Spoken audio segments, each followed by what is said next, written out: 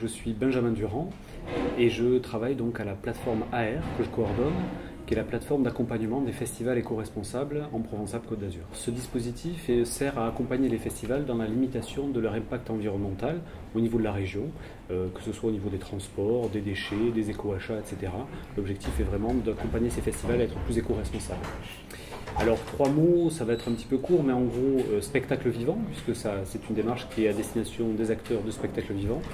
La dimension éco-responsabilité, qui correspond donc à la limitation de l'impact environnemental. Et j'emploierai le terme aussi, le mot-clé de mutualisation, puisque c'est tout un travail en réseau, de mise en réseau des acteurs et de travail mutualisé pour développer des actions collectives. Alors, c'est un projet donc, qui est innovant, puisque donc, en France, il existe peu de cas identiques. Ce projet qui est financé par l'ADEME et par la région est vraiment unique en France, même s'il existe d'autres dispositifs, mais qui ne sont pas structurés de la même façon. Au niveau numérique ou informatique, on a développé une véritable plateforme Internet qui recense un grand nombre de ressources pour aider les festivaliers et les organisateurs de festivals à être plus éco-responsables et à limiter l'impact sur l'environnement. Alors même si je devais t'expliquer ce que je fais, alors les festivals, quand on rassemble beaucoup de gens au même endroit, ça peut avoir un impact sur l'environnement, on ne s'en rend pas forcément compte, mais il y a beaucoup de déchets, il y a beaucoup de consommation de produits, etc. Et moi, mon travail, c'est justement de les aider à essayer que ces festivals nuisent le moins possible à l'environnement.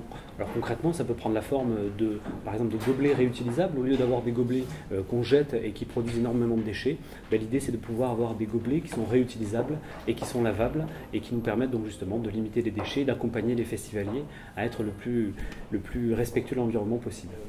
Donc au niveau des besoins, c'est vrai que la plateforme est à destination de tous les festivals de la région. On en dénombre plus de 650 en région, ce qui fait quand même une masse assez conséquente et qui fait de la région PACA la région où il y a le plus de festivals en France. Donc en termes de moyens humains, c'est vrai que renforcer un petit peu les moyens humains au sein de la plateforme nous permettrait de toucher encore plus de manifestations. Et en termes logistiques, là on est en train de créer un site internet qui soit encore plus performant. Et donc au niveau des outils qui pourraient nous aider, au niveau des outils 2.0, d'applications smartphone, etc., là il y a des choses qu'on sent qui seraient intéressantes à développer pour que justement toutes nos actions soient ancrées dans notre époque, on va dire.